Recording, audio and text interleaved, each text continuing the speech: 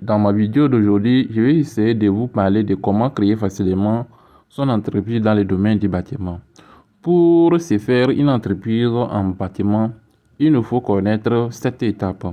La première étape serait de définir l'objectif de votre entreprise, c'est-à-dire de savoir où vous voulez aller pour pouvoir mesurer en quotidien, annuellement, mensuellement, journalièrement si vous allez dans la bonne direction.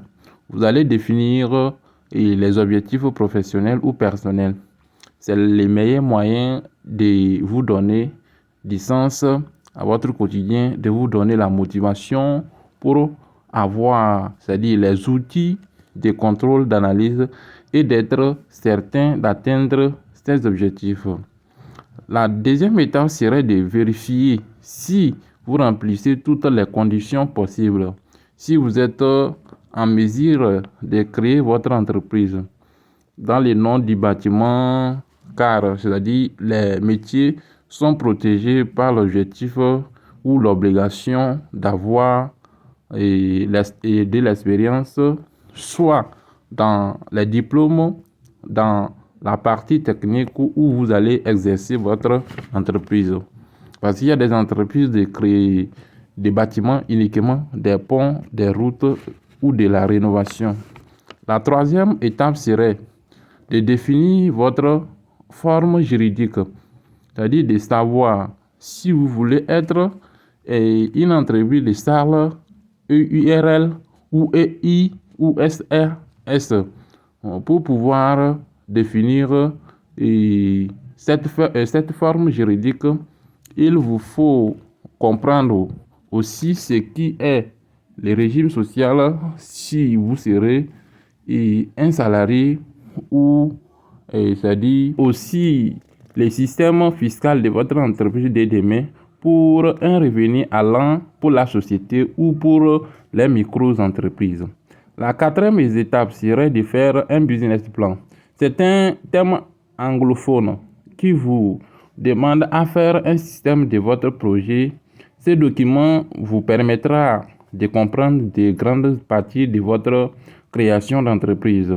La première partie sera la partie marketing.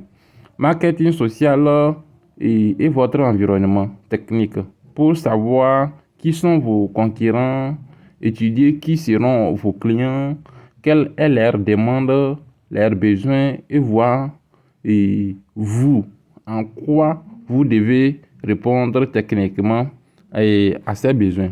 La deuxième partie est la validation financière de votre projet. Vous devez comprendre quel est votre degré financier.